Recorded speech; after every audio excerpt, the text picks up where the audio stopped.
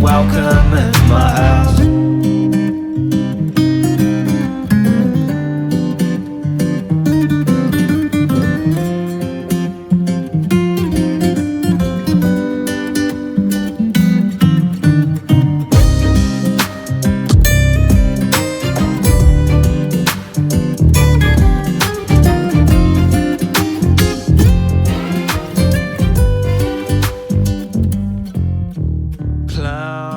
Welcome to the Fit for the Kingdom podcast. You're here today with your hosts, Bed Alexander, Matt Mashevsky, and Thomas Moneskason. And today we have a special guest, Sir Woodnutt, or Stephen Woodnutt. Master Stephen Woodnutt. Stephen, can you tell us a little bit about yourself? What's your background? What's your professional background? Yeah, sure. So I'm an educator by trade. So the reference, I've got that master's in contemporary education. Bit of my educational background, I also was privileged to study the liberal arts at Campion College, which makes me sound quite a flake, to be honest with you. I've got my contemporary education and my liberal arts. What sort of a person is this? I have 6 children, married to the best woman in the world. I'll just chuck that out there.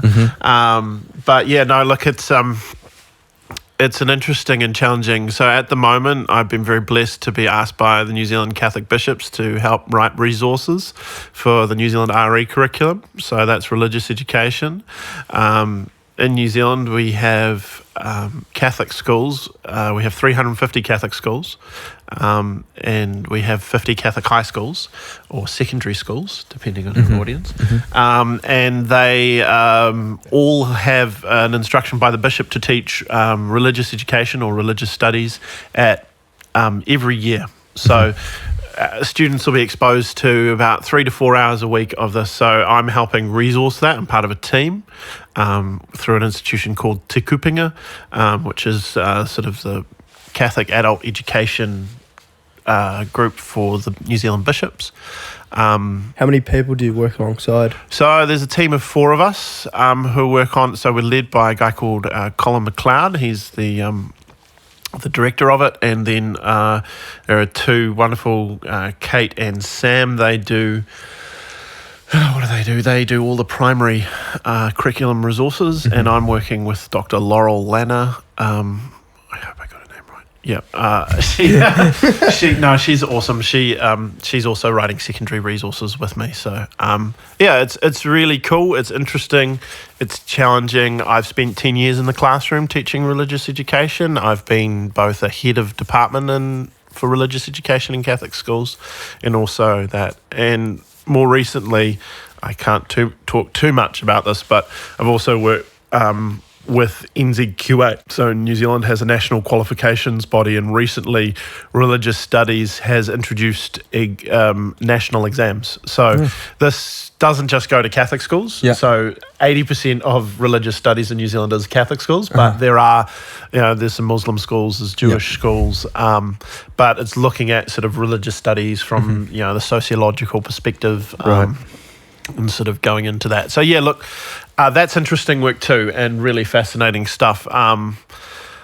Also recently, and probably good time to do a little bit of promo here in Canterbury, I'm leading a group who are of faithful Catholics who want to see liberal arts come to Canterbury, New Zealand. So we are, in the next month or so, we're going to have in September, we're going to have an intensive from the good people from the Augustine Institute, and they're going to come and they're going to offer a week-long introduction to it. And we're also blessed to have Paul Morrissey, the president of Campion College, Dr. Paul Morrissey, coming out to do a couple of lectures and sort of introduce the liberal arts here in Canterbury. So it's very exciting times. There's some wonderful things happening, but also really challenging times in education. Yeah. Well, if you look at it from New Zealand's perspective, just to go back to what Stephen talked about there, that's an amazing opportunity. If you're in Canterbury around those dates, I think we'll probably post some more stuff up on Fit for the Kingdom page.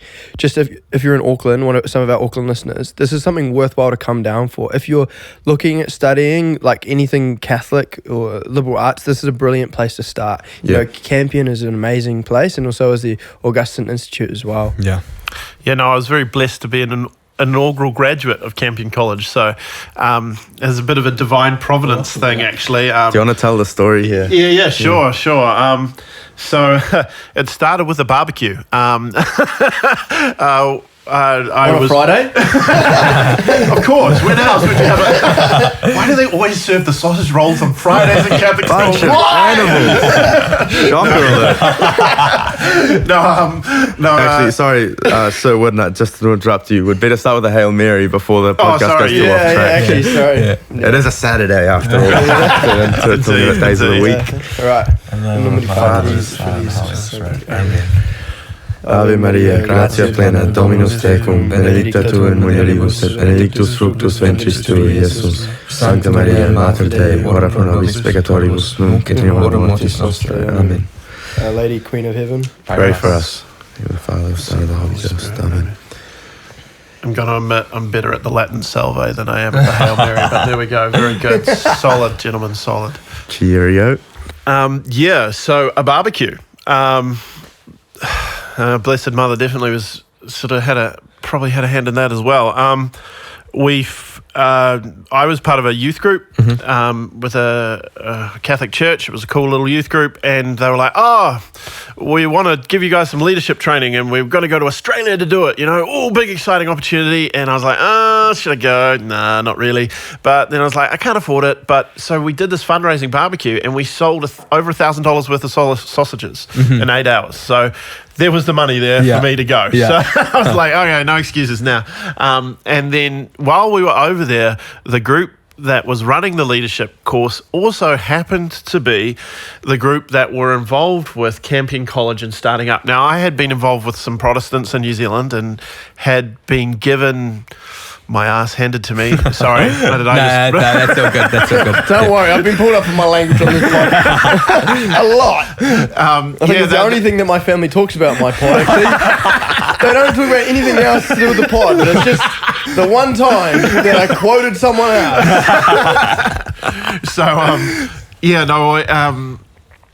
I was at this Protestant conference, and it was really great. It was a really interesting discussion about how to bring scripture and apply it to all of life. So basically, like the whole sort of bones of theology, right?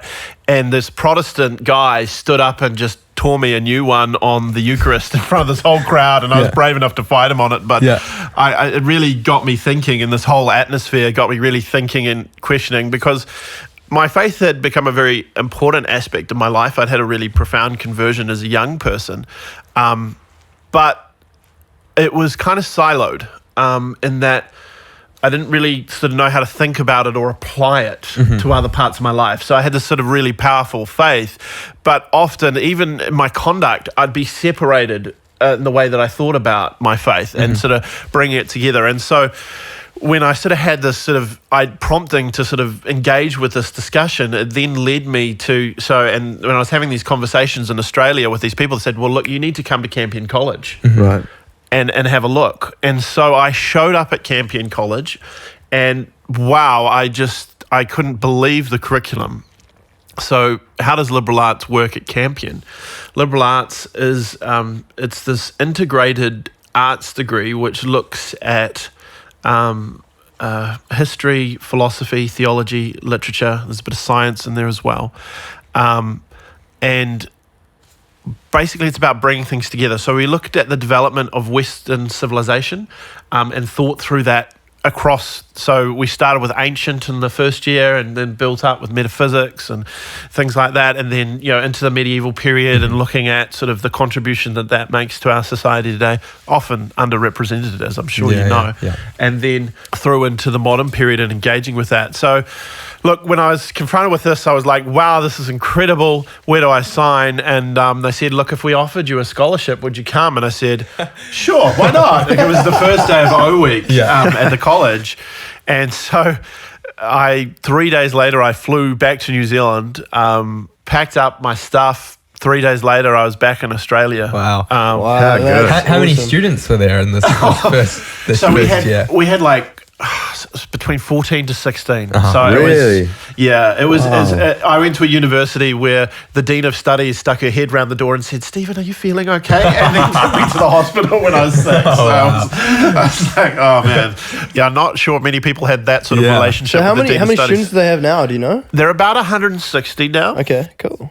Pretty good. That's growth. pretty good if you think about. Yeah. How many years has that been then? Since So I was an inaugural graduate 2008, so started in 2006. So Yeah. we're 2023. So that's 17 years, is it? Yeah, so it's grown. And that was, to be honest with you, they don't want more than say 200 to 400 because the whole idea is the close, intimate learning it's a experience. community. Yeah. And that living there is sounds part of it. So like being there, like you did things like football hall. So when you graduate, they sort of took on some of the stuff from like Oxford and things like that, where you would get given your gown, and so you're expected to wear your gown, and you go to like a discussion that was sort of part of that, and it wasn't part of your studies credits or what have you, but it was. It was an engaging intellectual life. And man, it's like a cool culture that they're building there. it's fantastic. Yeah. So my claim to fame of what my mark I left behind at Campion was I was the guy who organised the first Campion College ball. Nice. Not that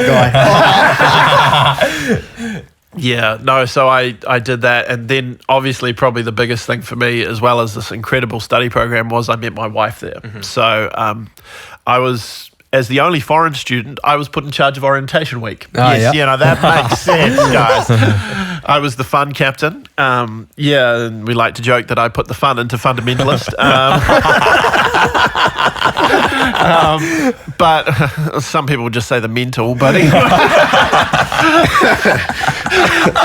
Hey, look, we're going to say fun here. And so, I organised O Week, and I caught my wife's eye during that time. So, So you met your wife at Campion? Yeah. So she's a Campion graduate as well. Can we just have a little bit of intermission here? So Tomas, next year, is hoping to go to Campion, aren't you, Tomas? Yep. Well, good luck. The women there are amazing. Good to know. And as a Catholic in New Zealand, you know how like everyone's separated by like half a degree. I thought going to Australia was a safe way to extend the gene pool, And he's on to it. Oh, perfect.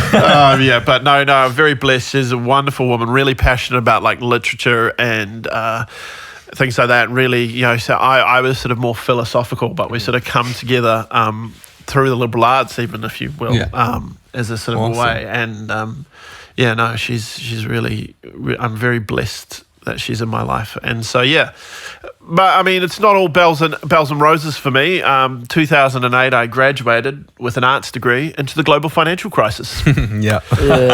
So my difficult times. My first job was a builder's labourer, and I dug a hole for 3 months. I kid you not. I was on a renovation job and couldn't get a digger up. This house was on a hill, and I couldn't get a digger up, so I had to bring the floor level down and this bucket it out.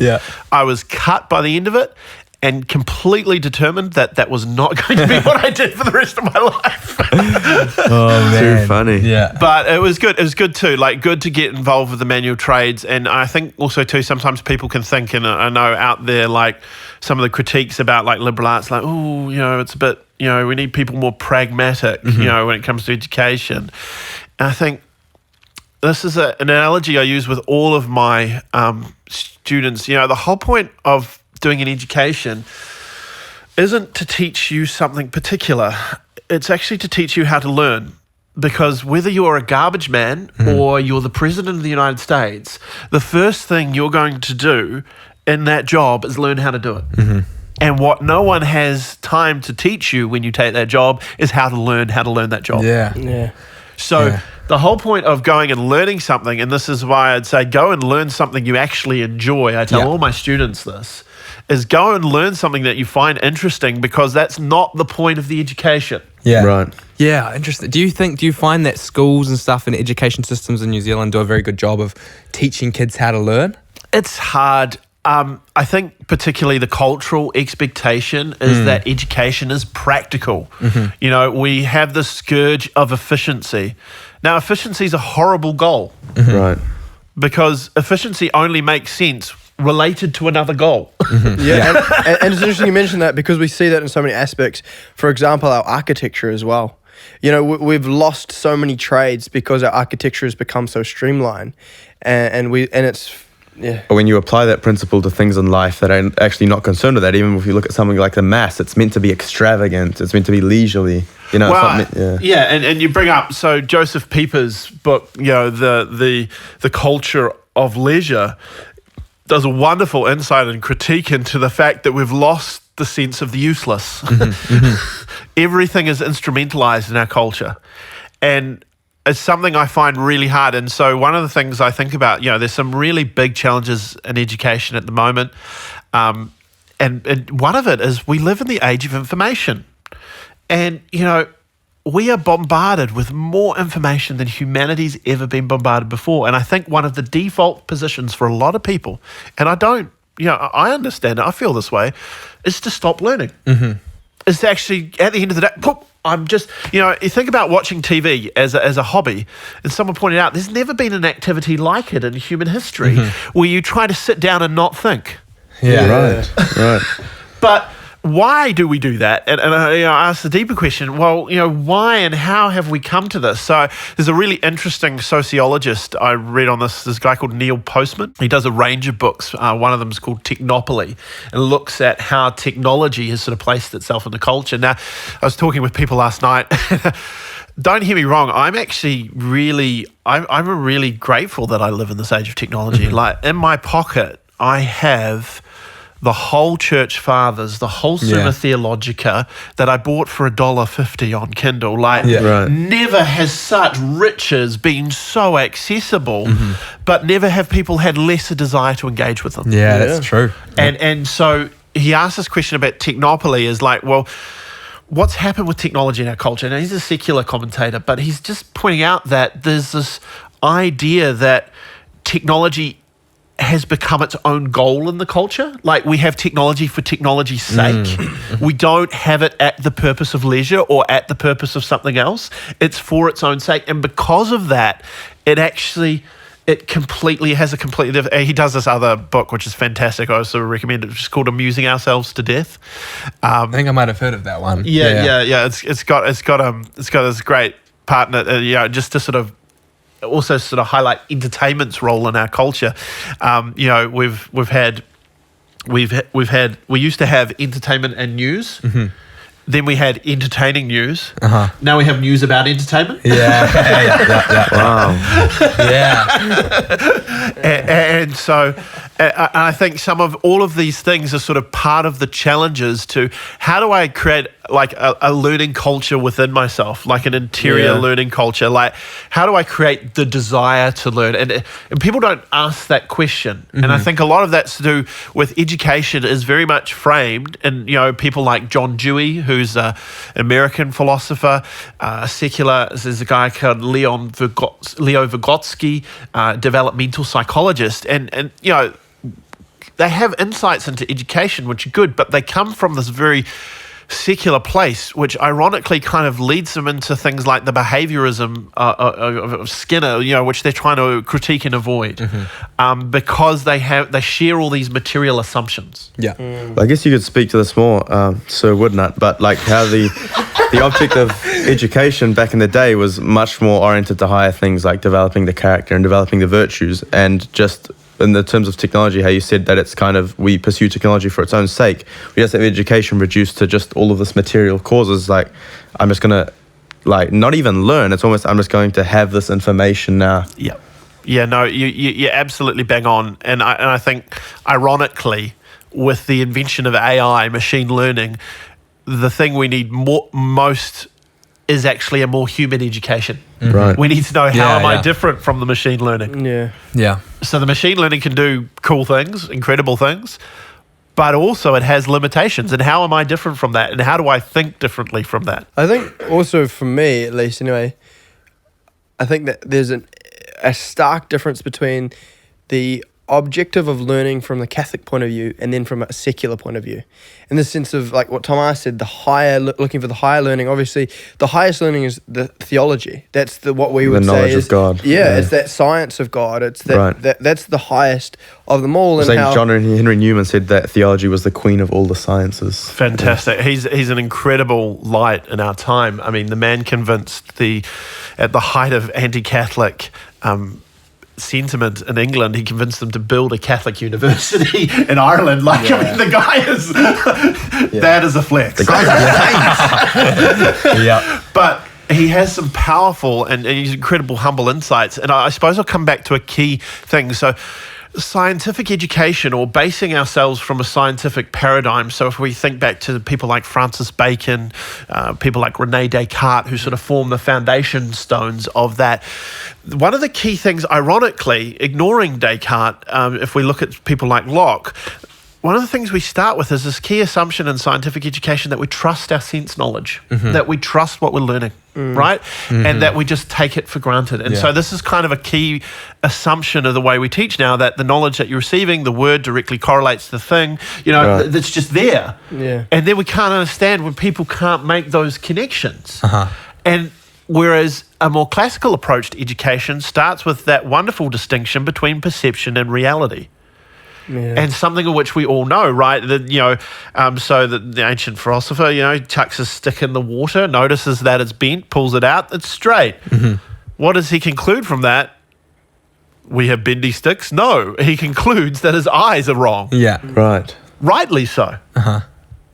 And so when you start with this assumption, and I mean, to be fair, it's not even necessarily a Catholic thing; it's a natural law thing. In fact, most worldviews, except for some of the sort of mutations of the Western worldview, sort of share this assumption that knowledge starts with the limitations of my knowledge. We look to Socrates.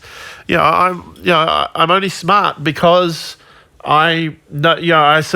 I know that I don't know. Yeah. But if you don't start with that sort of humility, and I think this is where faith predisposes us to education. And I mean, Catholic Church and education as we have it today, ironically, is kind of piecemeal of the things that Christian Catholic culture has given us, right? From the monastery, the monastic schools, to the foundation of the concept of the university, which is, the idea that you gather these areas of learning around the truth, and you kind of pursue it together and sort of engage with it together, and that's where you draw out your transcendentals, your truth, your goodness and beauty sort of arise. But as we know in real life, like finding truth, it's hard work.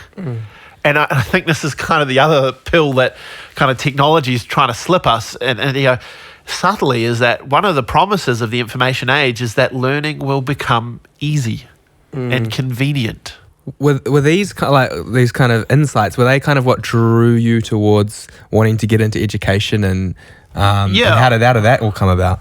Yeah, look, I grew up in the Catholic education system, and I had some wonderful teachers. I don't want to bag on it too hard, but I was also the person at the back of the class giving lessons, and I really wanted to change that. I thought, this is not okay. And when the teacher's saying, Jesus never really turned the water into wine. you're just sitting there and go, well, and having read a lot, and you're trying to understand what they're trying to do, and you understand, but you're like, this is just not the way. Like, there is much better ways to tackle this, to be appropriate to your audience, to things. But probably the biggest thing is to keep learning. I mean, one of the naughty things I did as a 16-year-old, I just read C.S. Lewis's On Moral Relativism. You read that one? I haven't read it, no. It's fantastic critique of a lot of the practices of teaching ethics today and sort of modern mindset. And if you want to go really deep into that, you can read Alistair McIntyre's After Virtue. And best of luck to you. It's a big book. But it's a very insightful commentary on that moral choices aren't just feelings. they can be rational decisions, but you actually have to teach it and understand it there, so and they can be contrary to our own being's desires as well. Well, but that's part of it, right? Is that we can have desires and we can withhold and extend them, right? Because that's the power of who we are as human beings. We can either but we can also plant desires. Human beings have the ability to grow desire, like seeds, right? You can actually grow a desire. Think about your own life. I still haven't done this with exercise, but God willing, one day I will. You can grow the desire to do something. You've come to the right podcast. We're going to hit a workout after this podcast. Give me 50 push-ups. God save us. But yeah, no, the sort of, oh man, where were we going there? We were talking about, this, we have these abilities. And so anyway, I read this book, and then this priest did this exercise that was completely what Lewis had critiqued on the school retreat, to the point where he sort of inferred in the exercise that there were moments where you would be forced to act in this horrible hypothetical situation, which would be contrary to church teaching. And I just bailed him up with this book and was like, you can't teach this, man. It's like the 16-year-old having a crack at a priest. I look back and I was like, man, I had big stocks on myself back then. That was, but for me, that kind of, those sorts of moments kind of pushed me on the pathway into, and it was interesting actually. Yeah. So I was building, good question. And there was builder's labor, and I was like, I didn't want to do this. Person who wants to change the world. I was very excited about changing the world. I thought I'd be I thought I'd try to be prime minister or something like that. Yeah. And so I went into politics for a time. So I was in politics in Australia as a PA, and then for a guy, and I got him elected, and then he fired me, and that was beautiful. Really? It was all political. It got comes with the territory. Yeah. And he mentions me in his Hansard speech. I'm on Hansard in Australia, but oh gosh, anyway. Do you want to have a little shout out for him? Oh, no, I don't want to give him a name. We'll just let him be. Yeah. He achieved something quite extraordinary. He rolled a Labor candidate from their seat, so took a marginal seat back in. So it was a pretty challenging. Well, you were helping him? Yeah, so I was his PA during that time. So, and then after that, I went into business for a bit, and I was a business analyst actually. So working in a construction company again, but looking at, and what I was employed to do was to think about ways to improve the company. And I sort of came to this realization that, what was the value add of a building company? It was actually its knowledge. Yes. And we came up with teaching and learning processes. So how do we train the foreman? So if the company's growing, we need to keep the knowledge growing and spreading within the company, and that's actually a value add. That's where we should be spending all our time. And then, but not just that, it's not particular process and get hung up on that. It's how to have principles about building and then apply that back into what techniques that then I'm going to use and apply to so it's actually quite good stuff. And I also, in the process of my job, one of the things I was proud of is I saved the equivalent of my salary for the company and the things that I sort of came up with and thought about. I wasn't paid a lot. I saved the company a full $4. And but what I found in each of these jobs that I was doing was the thing that I enjoyed most was teaching people. And I found that, and then I was one of those people who left school and promised I would never return. And but in each of these situations, and then I did some politics in New Zealand, part of a relatively successful but ill-fated campaign. I was the press secretary for Colin Craig before Rachel McGregor. So oh dear, awkward moments. Yeah. Anyway, that was going strong there for a bit. I won't take all the credit for it, but I was a big proponent for pushing the idea that we had to tell the story about how the party was going to win. And lo and behold, with a bit of help from some rogue polling, we showed a 4% margin and actually got the closest that group's ever got to cracking the line. And man, but Colin never wrote me a poem. I think that was part of it. Are you still waiting for it? Still waiting for it to come in the mail? But anyway, so I decided also too. At that point I was married. I was beginning a family, and it was just politics and family life is just incompatible in terms of 100-hour weeks and things like that. So I then looked at teaching. I said, fine, maybe God, that's where you want me. That's what I feel, this passion. And there were people that I had worked with who had actually said, no, you'd make a great high school teacher. Yeah. I was like, nah. Well, I'm dyslexic, you see. I've got to give you all of these. So I'm a member of DNA, the National Dyslexic Association. Wow. Yeah, and we have a chairperson, who's agnostic, who lies awake at night wondering if there is a dog. That's so funny. And there was this. We had this. I showed up to the goat party wondering why everyone was dressed in togas. My goodness. I can go on. I have a lot of these. You never get to the bottom of those ones. That is brilliant. But yeah, no, so I was like, how can God be calling me into this academic space when I have this learning struggle? And ironically, I only learned about it at Campion. While I was there, they were like, man, you speak amazing. And I was like, oh, thanks. Yeah. I'm good. And they're like, your essay is rubbish. That's funny. Actually, to preface this, so I've got dysgraphia. Oh, there you go. So I'm very familiar with these things. It's a very strong connection between your mouth and your brain, but very poor between the hand as well. Yeah, and look, it's I was like, so how can I be a teacher, right? Yeah. But ironically, like, I'm having to sort of teach and learn myself and learn strategies to get around it, and it's not insurmountable. Like any, challenge with your ability, right? It's about knowing the strategies to achieve what you want to achieve, and so hopefully, I hope that makes me a better teacher and a little bit more sympathetic to my students, and so But I think it's interesting. We talk about that I think it's an important maybe subvert or diversion off in the educational spot because we create so many labels these days for everything, and then we say, oh, this person's this, so, and then we make it almost like this is a hurdle they can never get over. Yeah. And so how, obviously you've done higher education, you've gone to university, you've got some learning challenges, but obviously you've succeeded, you've done all these things really well.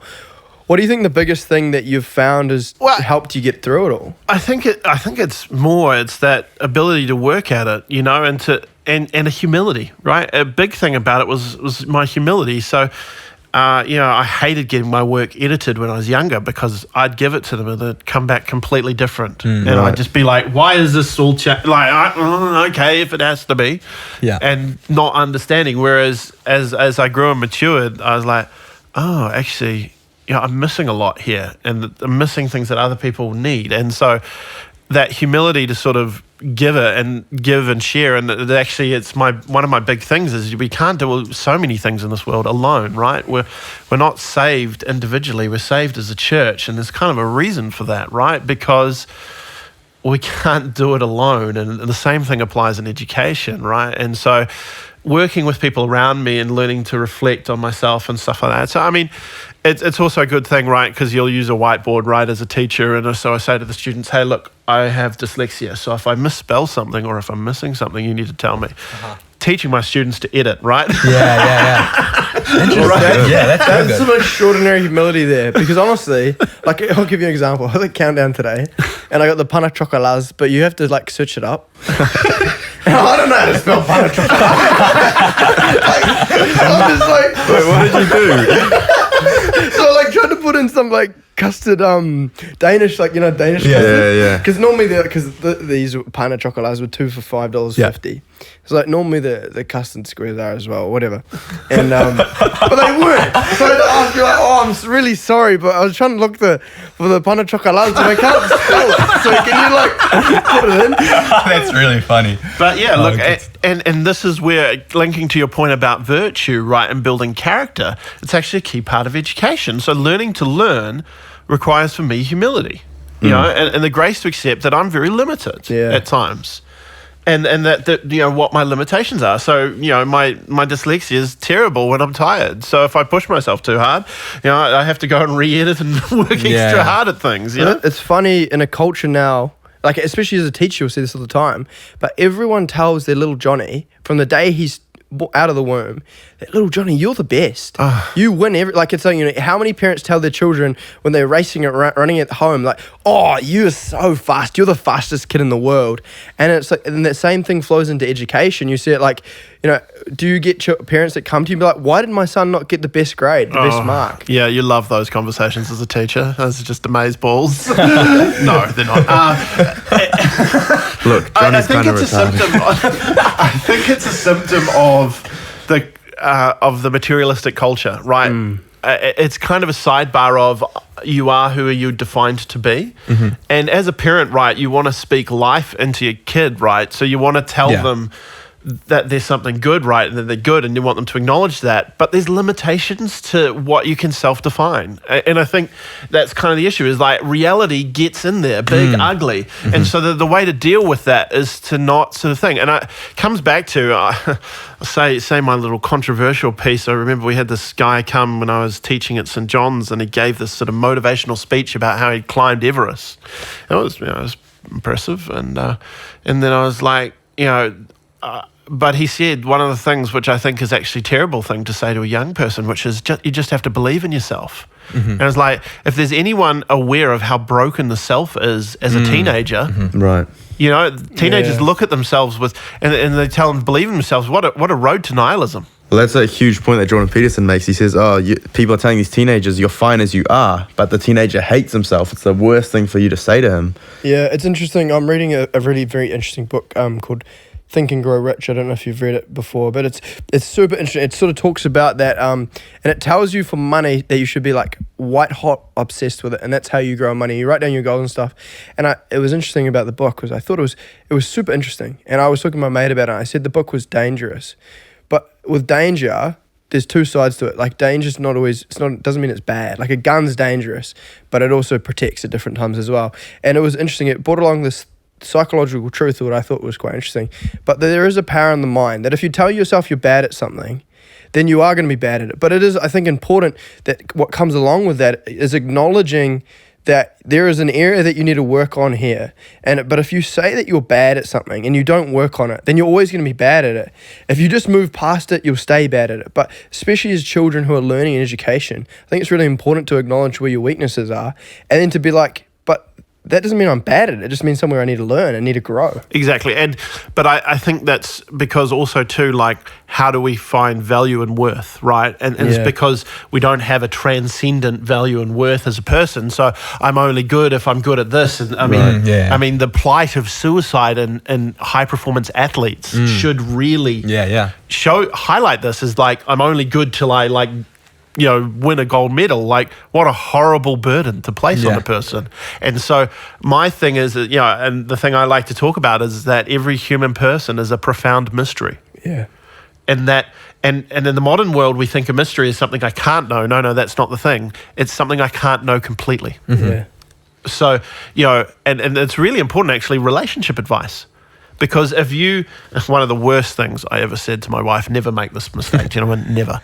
I said she wasn't mysterious. Just don't do that, all right? It's bad juju right there.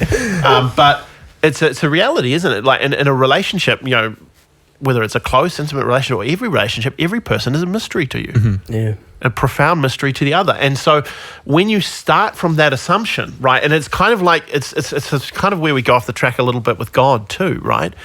With God, we tend to say, we don't talk about how our language with God is from analogy. Mm-hmm. Yeah, yep. So I highlighted this in the curriculum, what used to be in the curriculum. It's kind of changed a little bit now, but I always used to joke about. So one of the topics that they do at year 11 is they talk about the Trinity. Yeah. But to have an assessment for it, you sort of have to have a religious studies assessment, right? And so the religious studies assessment says define religious belief. Mm-hmm. And so Catholics will want to study the Trinity, which is really good for the students to know that. But I said, look, basically, if you get achieved in this standard, you've failed. Mm-hmm. And they're like, what? Well, because the point of the Trinity is, as soon as you can describe it, you've got it wrong. Yeah. St. Augustine teaches us this. So I said, basically, you should fail this assessment. I'm like, what? I had a student who came back to me. It's like 3 years later, he's like, I'm still thinking about what you said in that lesson. It's interesting. That would... And so, but more this... It's that there's these tensions, and that this is where you start with these sort of paradoxes. I think Chesterton does this brilliantly, is illustrates that one of the riches of the Catholic faith is that it sustains paradox. It sustains the tensions between things that, so that the mind, we can speak things into being, and that objective reality is something. We can hold those things in tension as Catholics because of that. And so and that's this, but we fear the fear in the culture is that if we speak failure, that we will create failure. Because it's coming from a materialistic perspective that what I say defines reality. And that's a horrific thing. And sort of one thing, something my sort of pet philosophy, if you will, on teaching, and something I had a fascinating conversation once with a science teacher, and we're getting into a deep dialogue, over a few drinks, and he said, I think free will's an illusion. And I go, whoa, that's a big statement. And then I go, and then I made the connection. So what is teaching then? If no one has a free will, can you teach someone? No, you can't. You can only manipulate them. All teaching is manipulation. I'm like, holy crap, that's a horrible worldview. But it comes from these assumptions and realities about knowledge. And so I took this a step further and sort of said, how can we, I don't know if you guys know Sartre, Derrida, Foucault, right? Modern existentialists. And their ideas are really prevalent in the culture. Their reading of Nietzsche, right? There's some real truth in Nietzsche. If God doesn't exist, there's some real implications about how we should think and how we should live. And Sartre and Foucault say, yep, let's take this further.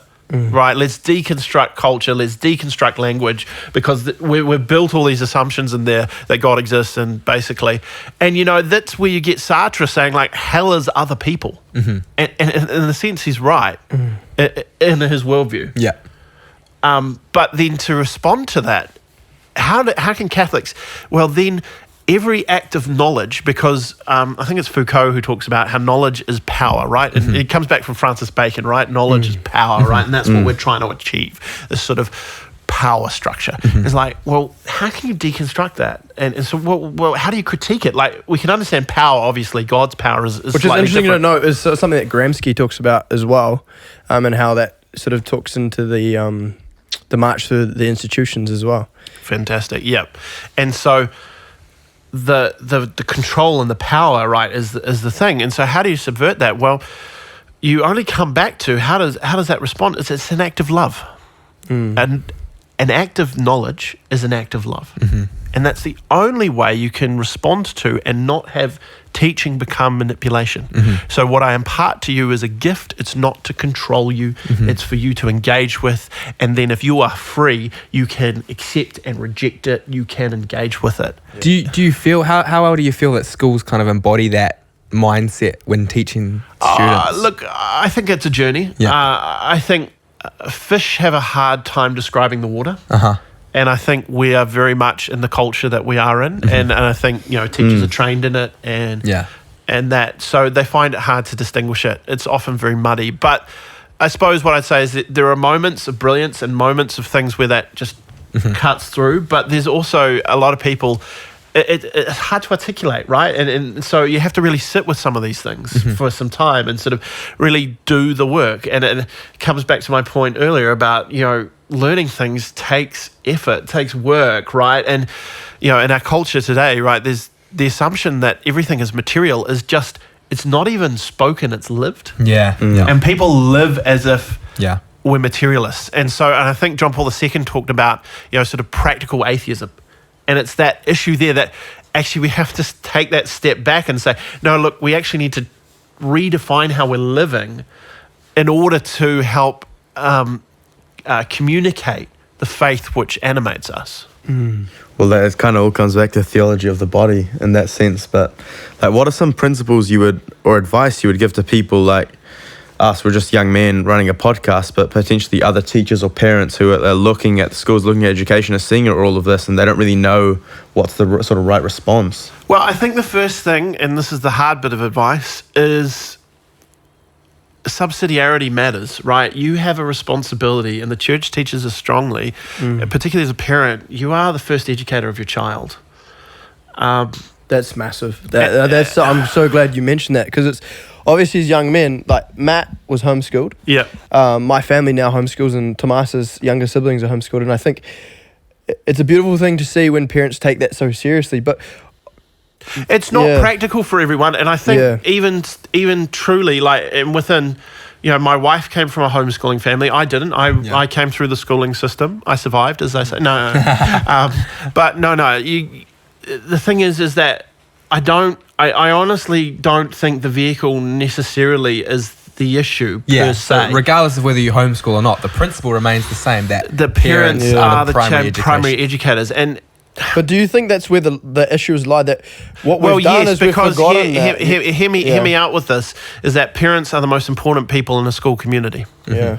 And so schools that are flourishing have parents who are involved and who are working with the teachers. Because if we flip it around and we talk from a teacher's perspective, when a teacher knows that things are going to be successful, I'm going to make changes, when I've got the parent who's batting on the same team as me. Yeah. Like if little Johnny's failing and I want to encourage little Johnny to take certain steps, and the parent recognizes that it's not, I don't like little Johnny, and that in fact I'm trying to do the best for him, then you're all working together. And so schools which are getting it right, which there are some. Where do you find them? I got to be very careful here, mate.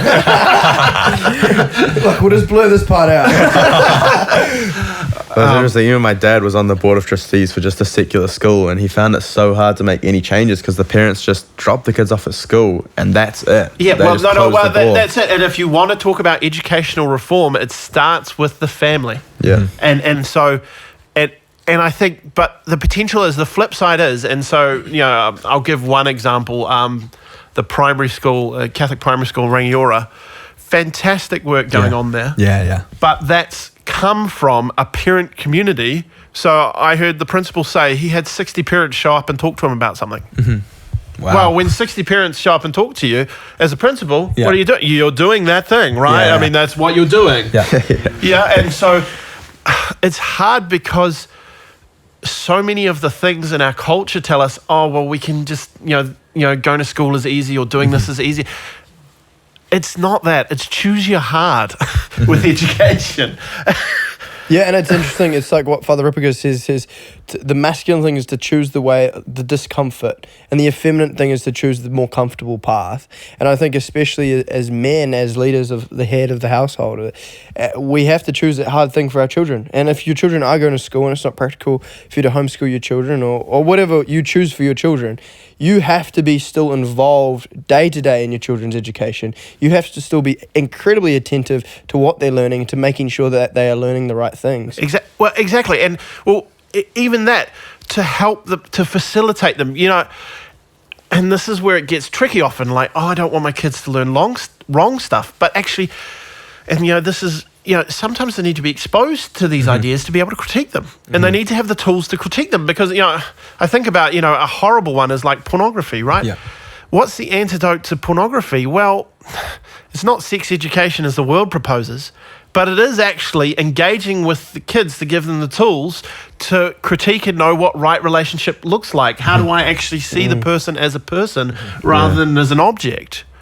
So one of the things that I'm involved with is a program called Loving for Life.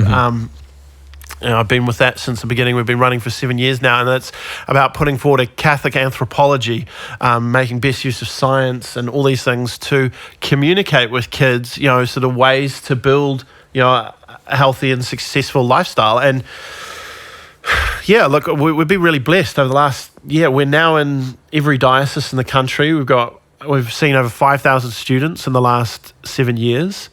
And we want to really make a difference here about this, and sort of communicating on building good relationships and things like that. But ironically, like the things which get right there actually apply in the broader educational context. It's about doing the work. It's about empowering, an act of love, right? How do I impart to you what you need to know and give you the power to make the decisions yourself? Yeah. And I mean, one of the things, we talk about this even in my work in the Catholic thing, is like one of the great sins that sort of happens with Catholic education is that people get to the end of Catholic high school and they go, I know everything about the Catholic Church. Yeah, yep. Yeah. And as someone who went to a Catholic school, the most heretical phrase in history. Actually, it's funny. It's funny because how many memes are there? Like, there's that guy. There's like that guy is bowling over. He's like, I've been to Catholic school. I know everything. And then there's some guy that's like the doctor of the church. They're like, I know so little about. The Yeah. No, and I think that if there's one thing, particularly with the new curriculum in terms of what we're hoping, and one of the things that I'd like to see as a cultural change is, here are the tools to go out and learn in the Catholic space. You don't know, the journey continues. And Catholics particularly, I don't know what it is, Protestants are better at this than us, I don't know why, but Catholics have a shocking culture of adult education at the moment. Yeah, interesting. Sorry, I just want to shoot back there quickly. Was the interesting word that I thought was really good that you used was mystery. We need to build mystery back in education, and we need to build it back in even into like the mass and to all these different areas of our life. We've tried to remove the mystery to try and say, well, if we remove the mystery, then people will understand it better. But we've actually completely missed the point because the whole thing is a mystery. Exactly. We will never truly understand the whole thing, and by trying to remove this idea of a mystery, we actually really take away people's ability to understand it is a mystery first and foremost. Exactly. Well, and but that's what prompts and drives some of the greatest discoveries, right? If you look at the history of science, which was a fantastic course that I did at Campion, I really enjoyed it. That's what drives this stuff. Actually, is this belief that we don't understand it all. If Einstein had said, "No, Newton's covered physics," that's done. If he'd sat happy with that, but he wasn't. There was mystery there. There was things he didn't know. It was interesting. I was reading the book Think and Grow Rich. They talk about a guy who created the telephone, and he wanted to create a way to be able to transmit messages through just the waves, through thin air, without a string. And his friends chucked him in a mental institution like a couple of times. And it was fascinating to me. But just that idea of when we understand and acknowledge that there's a mystery, we realize there's so much more that we can find out as well. There's such a depth to it. Yeah, well, and I think, this comes back to critiquing Francis Bacon's idea that knowledge is power, right, and that we have to have this sort of absolute power and control through knowing. This is what Francis Bacon proposed in his new method, and we've got to reject that. And it's just like, Stephen, that's like a 600-year-old idea. It's like, yes, I know. Yeah. We've really struggled with that. But it's very tempting, right, to think that knowledge can completely control and dominate. And it's like, as soon as you grasp at things, that's when they pass through your fingers. But that's what you understand when you sort of have this distinction between perception and reality. But I think also that's shown that it fails just in communist societies. It's shown how, like, you look at Soviet Union, it flopped. We look at communist China now, and I would say that ultimately it's flopping. And it is going to continue to fail. They tried to control the population. Now they're on the brink of population collapse. There's all these different things. You try and control it. You don't allow people to naturally work these things out for themselves. Yeah. What's that exclusion of God, that reductionism? Well, an exclusion of the concept of natural law, that human beings have the ability to decide for themselves, right?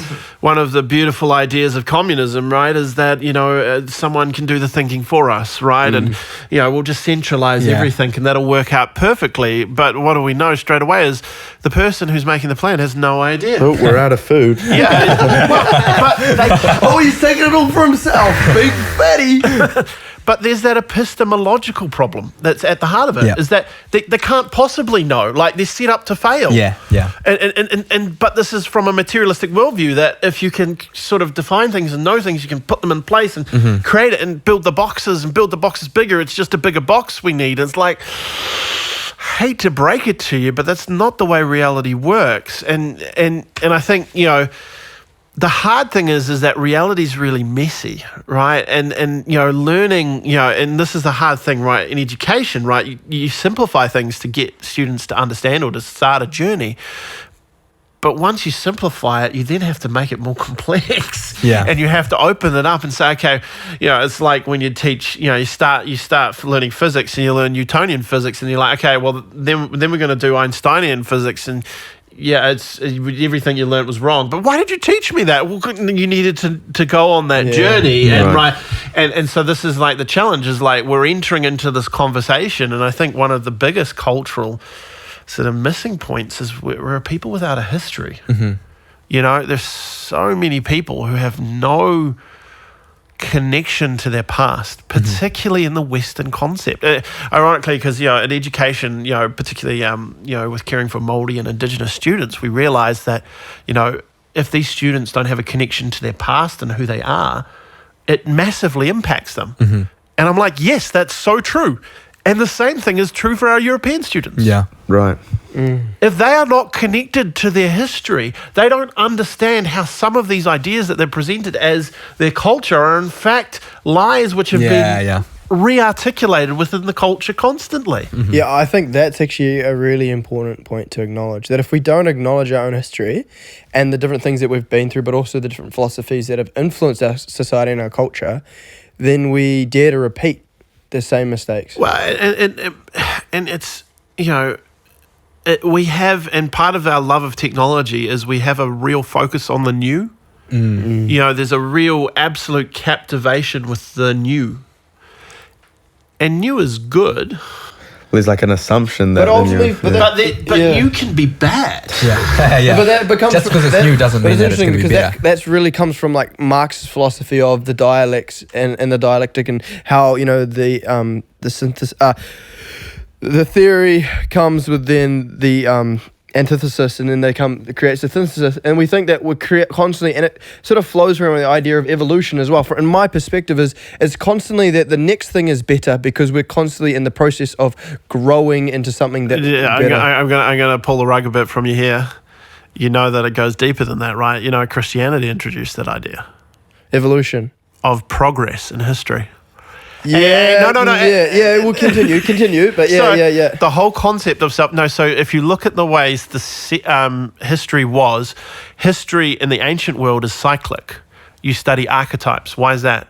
Because everything repeats itself. Nothing's new under the sun. You're looking at cycles in history. Mm-hmm. Christians came along and we have this moment, this point, this Archimedean lever where we can say the world changed and is changed forever with the incarnation, and then we're looking towards the eschaton, and so we can and we are looking for progress. Was that Saint Bede actually? Yeah, well, yeah. No, look, it's right throughout. I mean, the modern example of it is a guy called Christopher Dawson talks about historiography from this lens, but the idea of progress in history is something, yes, but so. The problem there, I think, not so much the idea that we can, and so Hegel, who Marx really steals all his best ideas from. Look, he's just a thief in the night, honestly. Oh no, he had some good new stuff, like burn the bourgeoisie. No, you've got to take them by violence. I like that one. It's the only way to solve any of life's problems. And it won't be used on you if you do it to other people. It's going to take power. But yeah, this idea of progress in history is this Christian thing. Like, we're looking for progress in history because we're looking for the eschaton. And we're looking for moral progress in history, right? But when we invert that and we put that to a secular end, right, and we look at, to say, the progress of technology, or we're looking to it becomes tyrannical, and that's where I completely agree with you, when it's a materialistically based thing. But I think, interesting, this is not the point I'd necessarily disagree, but I think what our culture has done, instead of looking for where the church looks for something not necessarily new, but something built upon, whereas what the secular society does, it looks for something that isn't totally new. It is not built upon the traditions that have come before. Yeah, well, and I think what you're alluding to here, I talk about the philosophy of science as a guy, I get them mixed up, Kuhn and Quine, but he talks about a paradigm shift. Right, so in studying the history of science, he talks about there's these moments where the whole paradigm shifts. And so when they were looking at the element of oxygen, for example, there was an example that I use, that there were two competing theories, and there's actually no scientific reason why either theory wins. It's actually because one was more socially acceptable, but what it did was it created a whole paradigm shift, and there was a change in assumptions, right? And so oxygen was recognized as an element in this way. And so that's kind of, and I think that's kind of this idea that detached from, but and I suppose this is the tension, but yes, the church is looking for something new. I mean, we're looking for the new creation. We're looking for how does humanity look transformed? How do we take sinful human nature and transform it into something better? But I think it's an interesting one though, because as the talk point before, the church looks for something new, but in reality, the newest creation was Christ, and that's been fulfilled. Now we're just looking to, what would the word? It's like to renew in the sense. It's more of a continuing on of what we already have now. Well, yes, and so what the church does in sort of our thing is I'd point you to Newman. And so John Henry Newman, in his book The Development of Doctrine, he asks this question: how do we know a good change? Right. The church has changed its doctrine. Really? Yes. Well, if you look at the Bible, you will never find the word the Trinity, right?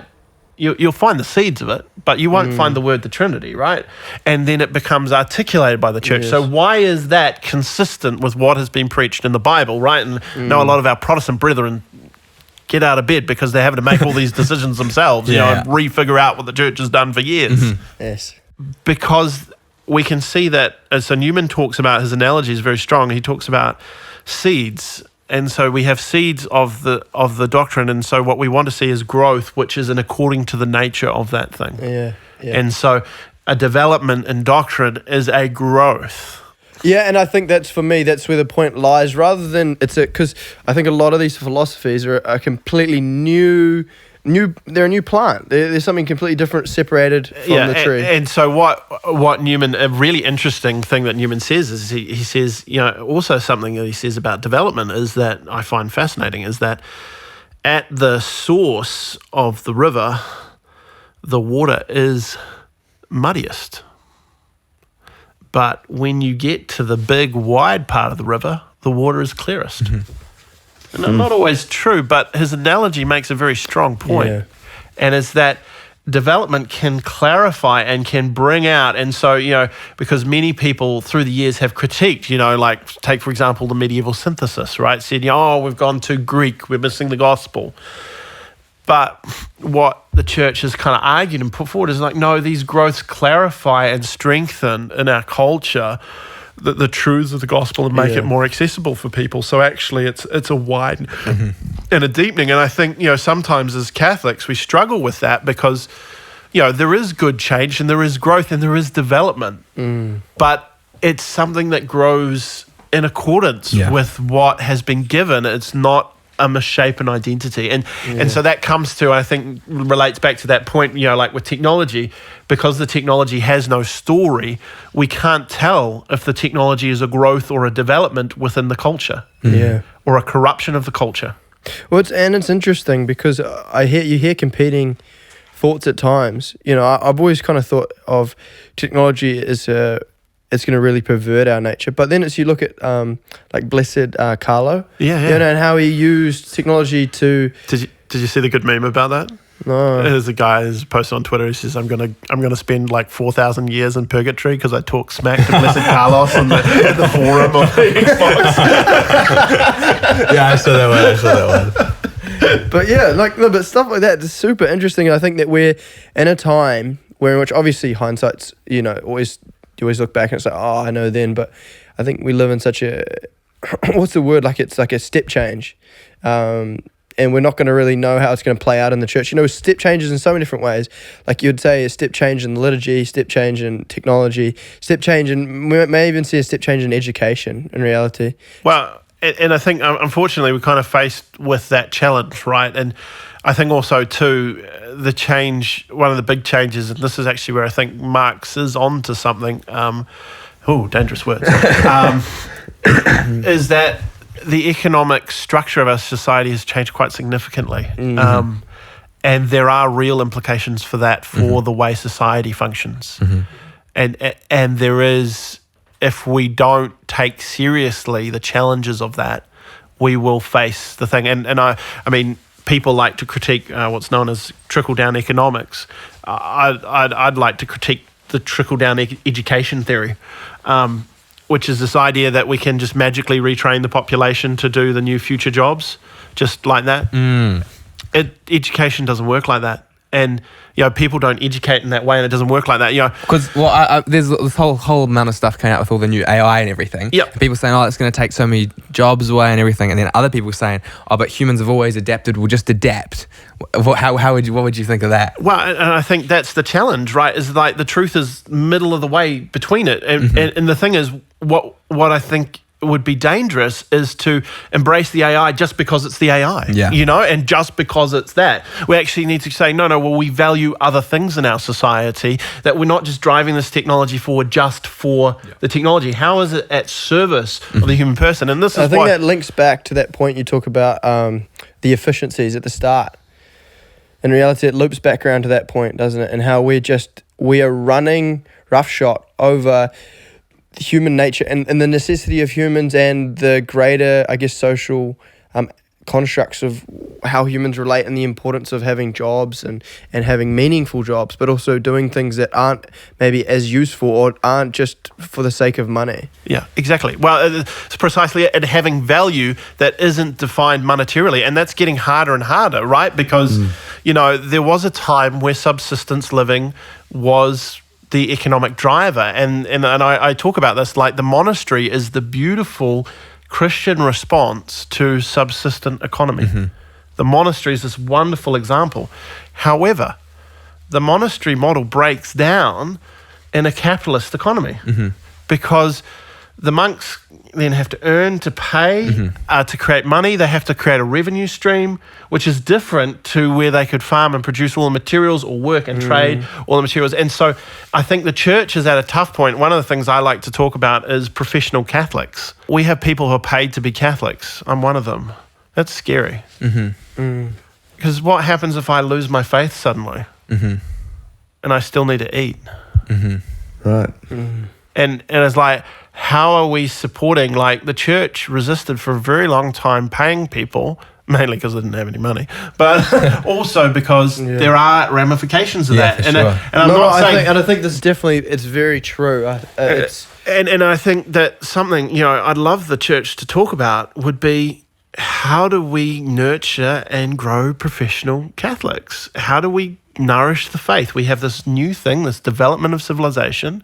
How do we care for people in the professional classes? And as a Catholic professional class, because there are many of us. And to be honest, that was the one thing I feared working for the church. You look at it and you go, I've seen people, burn out, lose their faith, and they carry on in the job because it's the only thing they're qualified for. And then it just leads to further... Well, it creates huge destruction. It's like, God forbid that I ever become that person. But what's to stop me? Not much. It's only the sheer act of my will that will actually prevent that. It's a huge demand on character. And so it's like, well, how can we help and build and support people? And also, too, with the reality financial, like, you're trying to raise a family today. It's not simple. It's not impossible. And I don't think, you look back in history, there are always challenges. But the questions we should be asking is, how can we support and grow people to do this? And so if we want to put a burden on parents, say they need to be responsible for the kids' education, I think on the other hand, we should come through and say, what can we do to actually support and grow families and to sort of alleviate the economic pressure? It's tricky. Definitely. I don't think there's easy ways through that. It's interesting what like St. John Paul II said that in Familiaris Consultio, that society should be structured in such a way that a family can survive on a single wage. And that's in the, like, it's, I talked to some of my mates who are getting married now, not here, but in Auckland, and they're just like, I don't know how I can do it. I don't know. And I know families in Auckland, they're immigrant families, and the wife, they've got 3 children, and the wife just has to, like, they don't see any other way to be able to get through. Yeah, look, and that for me is like, wow, like, that's a big challenge. Like, but, it's providing an education. So what do I do there? I provide an education to help people to find ways to do that. You know, I can't find all the ways. I'm not. That's not my job. And you know, people go, "Oh, why don't you teach me budgeting in school? You know, why don't you teach me paying taxes in school?" It's like, we did. You didn't listen. But that's kind of the point. What I actually needed to teach you how to do was how to learn how to do that. Yeah, you have to form the character. It just sort of comes back to that. It's interesting. It's because I think that if God blesses me with children, the one thing I always say that I want to teach them is critical thinking above all else. Because for me, even if they left the faith or whatever, if they had if they have critical thinking, they are able to deduce ideas and work through them themselves. They're always going to come back to the faith. And I come back here. There's a wonderful essay I read by a guy called Rusty Reno, who's a professor in the United States, and he talked about critical thinking. And I compare it to he sort of went on this journey, and part of it is to be able to ask a question, but then also the other thing is to land on an answer and stand on it. One of the things, you know, and if we critique sort of, you know, the excesses of liberalism in the culture, one of the problems has been that being intelligent in our culture today means being able to ask lots of questions. But we don't expect our experts to actually take an answer because of the scientific worldview. We say, oh, well, that's as true as the next time we test the hypothesis. Right. And so it's not actually really that helpful. What you need to be able to do is to you know, Chesterton puts it like this. He says, you know, the whole point of opening your mouth is to close it again on something solid, right? And that's kind of if we shape critical thinking around that goal. But again, this comes back to what I talked about. It's these paradoxes that we've actually got to empower, right? We've got to have critical thinkers who can hold things. With some sort of knowledge and power. And that's is fascinating. There's like the studies come out. I can't remember the scientist who did it, but just he did a study on what are the things that are influencing scientific discoveries or decisions or how they come to conclusions. He said the biggest thing that was causing there to be discrepancies in scientific material is the monetary gain. Right. And so we're seeing that more and more, I think, especially in our medical fields. We see that with the conclusions are very much driven by money. What do we want this research to say so that we can go and sell our product or make money out of it? And I think that flows into so many areas of education at the moment. Well, entirely. But that's that whole question I asked you, is that because money has become the role of money now in our culture has changed so dramatically that we need to have a way to reassert value which goes beyond that and to really make that clear and to prioritize that. So what would be some ways that you think that's possible? Really simple ways. How can you do it practically in your own life? Take up something useless. Do a hobby. Live as if there are things which are valuable which you don't have to earn money for. It's that simple. You've actually got to change your mindset, because if you're instrumentalizing every part of that, and it's the way to lead to psychological breakdown too. This is something that Pieper very accurately predicted. You know, huge emotional damage by living instrumentally all the time. Do something for its own sake. Pick up the paintbrush. Pick up the guitar. Oh, it's a really important point. We were having a laugh because I posted this thing on the Instagram story. It was this guy that was saying, I don't do this, I don't do that, I don't smoke, I don't drink. I just depend on our Lord, and obviously that's very good and noble, but there's also that kind of lack of the feast, you know, the lack of the true leisure. Well, that's it. But this is entirely it. You live for what is good in life and live your life like that. It's like what it was like legit the last podcast. Robbie said, we have Sunday and we work during the week, not so that we rest on the Sunday so that we're better for work.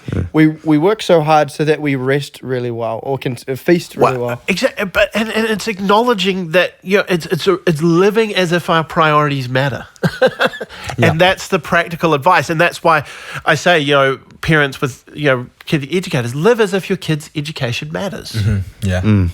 And live as if, and that's the small stuff that we can do well. Pick up a book, pick up something you're interested in, you know, a podcast. Pick up something heavy.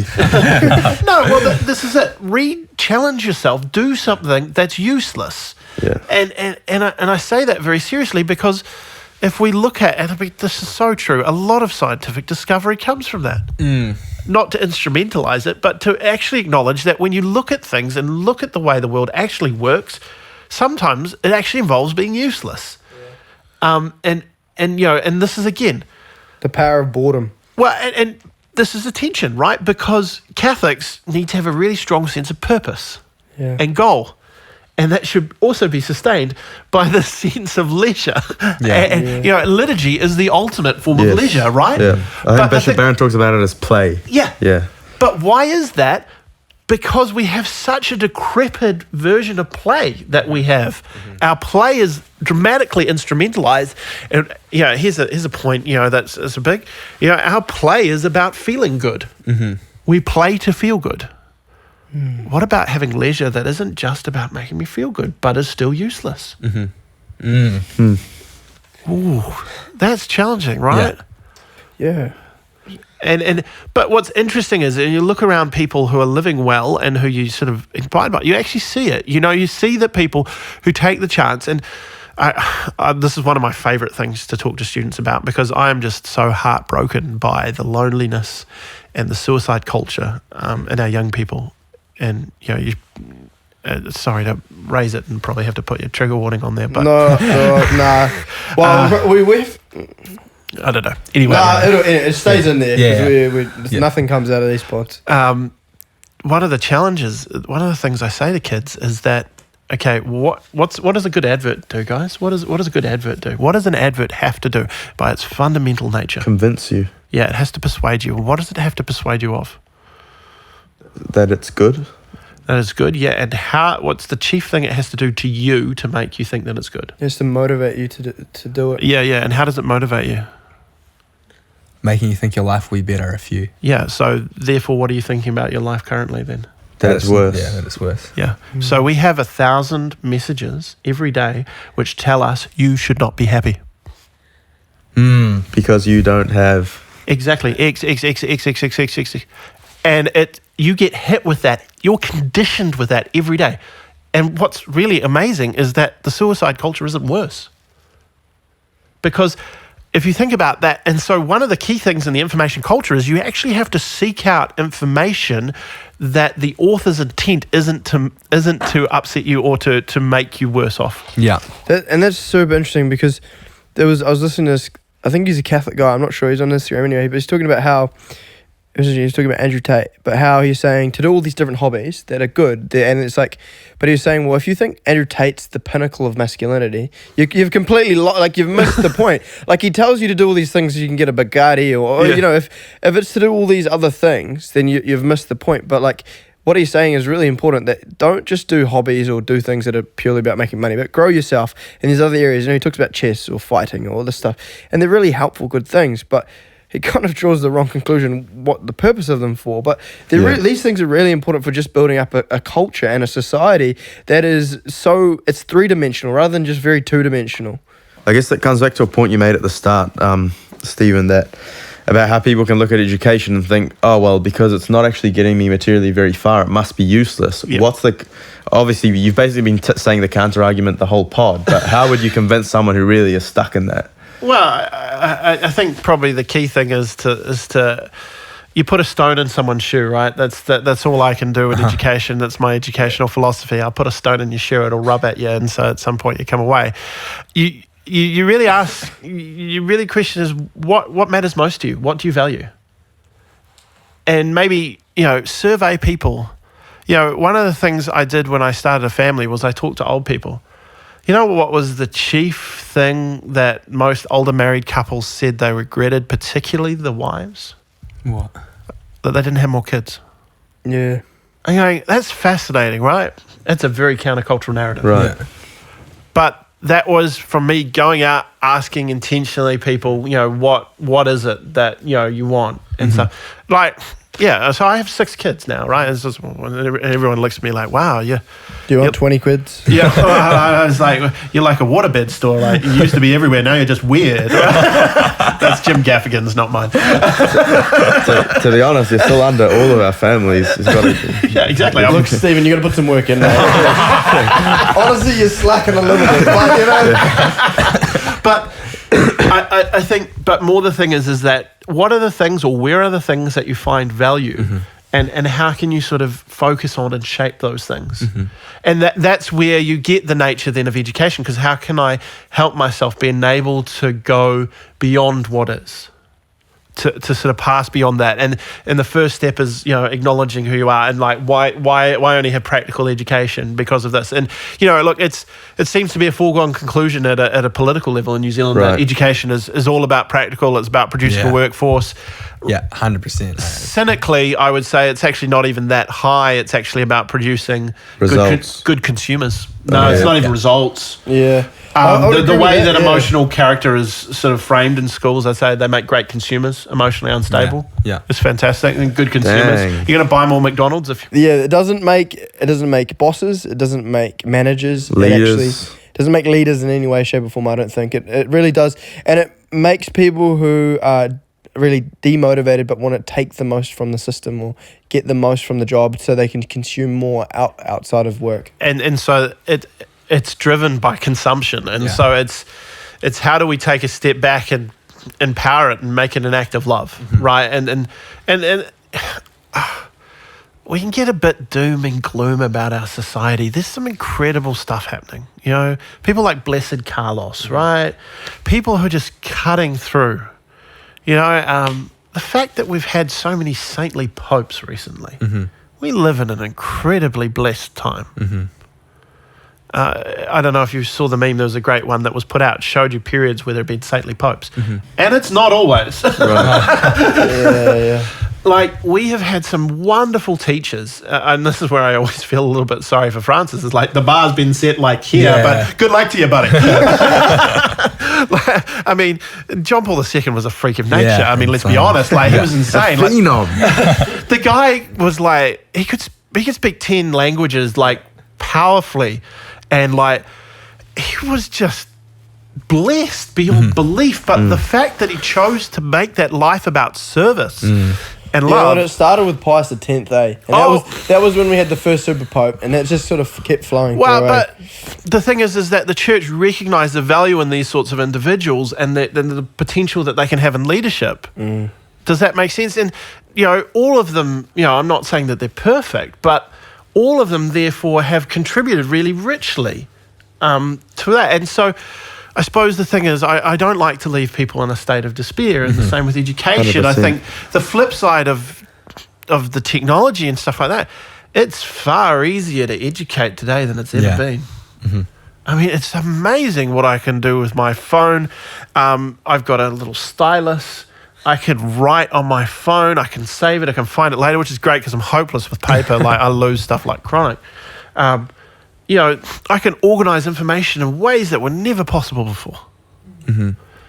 And so I can access things that, and there's been a democratisation. You look at like something like Wikipedia. I mean, it has its flaws, but we're starting to open up stuff that was hidden inside university libraries for years, and it's being discussed by regular people. It's opening up. I mean, it's having the same effect that the printing press had in the 1500s. Huge social turmoil because people go, really, you knew this and you didn't tell us?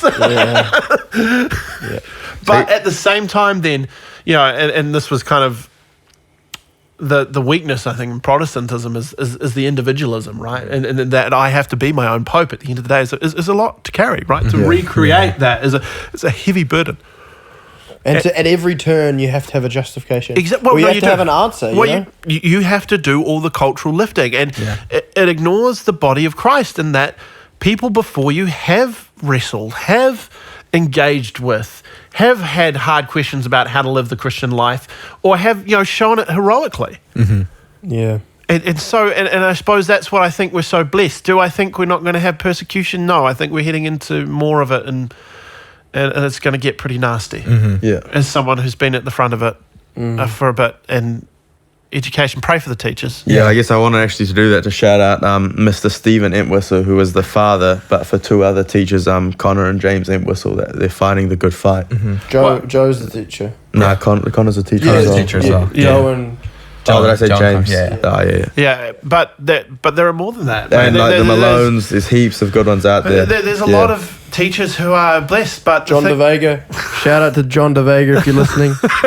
Love you, brother. There are, and that you say this is fantastic, isn't it? That there are good people there who, and I was inspired by Matt Malone. Like when I was a teacher, I was like, wow, there's a guy who's trying to be faithful in the midst of real hardship, and that it costs. And, I've personally experienced that. Yeah. There have been promotions which have been passed over for purely political reasons. Yeah. Yeah. But it's interesting. I want to come back to your point just about this usefulness and uselessness. This idea, I think that, like, when I just think about it,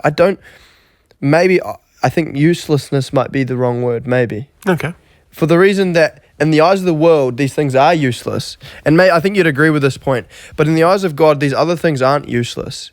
And they really build up the body of Christ. And I think... but it's trying to escape. And this is where I find it hard. I agree. I see what you're trying to drive at. Yeah. They have purpose and meaning in God's eyes. But I suppose I would put it into like Newman's talk about vocation. Like, they have a calling, but I don't know what it is yet.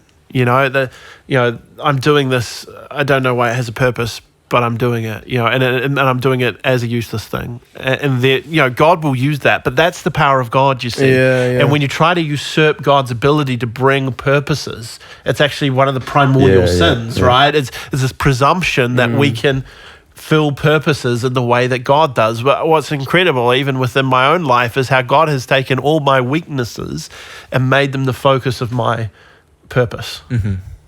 Awesome. Beautiful. Oh, incredible stuff. So- And that's why sometimes we rock out the camping chairs, pull out a cigar. Have a little whiskey. Yeah. Oh, yeah. I had some last night. It was fantastic. To be honest, once we get our own recording studio, we'll be able to smoke while we're recording. So we'll invite you round. Certainly, that's the goal. Make donations. That's the main point. Well, and herein lies the tension, right? And then we've got to delegate resource to leisure, right? And then we've got to, and that's, and the accountants which drive the world will go, oh, but we could be more focused if we just spend our money like this. And you're like, yes, you are 100% correct, but it's not actually the I think the purpose. liturgy is such the perfect thing. You think, we have to have a gold chalice, incense, a thurible? You guys are crazy. It's like, not at all. These beautiful stained glass windows. But we could be feeding to people in Africa. Yeah. And it completely misses the point of what the purpose of doing these things. Well, and how those things feed a different need. Feed everything else. In the person. Right? And it's like, yes, you're right. We're not physically feeding the people in Africa, but we're feeding the souls of that and of the body of Christ. Exactly. And if there's anything that the West, say, okay, we'll dump that. We'll have more of a material focus. What's happening? We're having a crisis of purpose in our culture. And I loved, Little Signs of Hope. Right? Russell Brand, interesting character that it is, said that the most Googled thing during the COVID lockdowns, how to pray. Oh, wow. Really? Interesting. Yeah. Wow. And I honestly believe that horrible situation, the way it was executed, there's some terrible things that happened. But during that lockdown, people had time to be useless. It's true. How many more people learned to cook? Yep. Do all these different things that would have seen as a waste of time. Exactly. And they did. They did all the things that they'd always promised themselves if they had time, they would do. Yeah. And all of a sudden, a whole lot of people changed jobs. And a whole cultural change. And it was like, for those who use that time well, a whole lot of marriages ended. That was horrific. But a lot of actually physical violence and abuse went up as well. Exactly. What did that show us? It showed us that there were people not living in the reality of where they were. And having that useless time as a culture. And so my hope and prayer is that we use that to actually grow something significant as a culture and to take the opportunity that we were given through other people's misadventure to actually say, hey, look, let's actually live our lives more intentionally. Let's be real about what is actually valuable.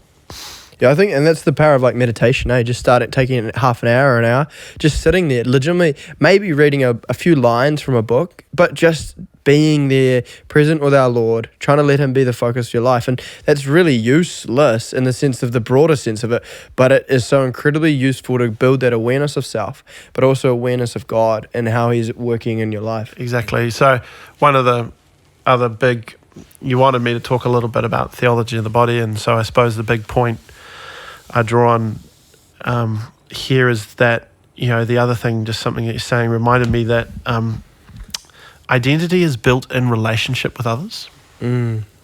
So this is where it's kind of the whole sort of issues we're having with identity as a society are kind of like half true, because the identity you have is not within you.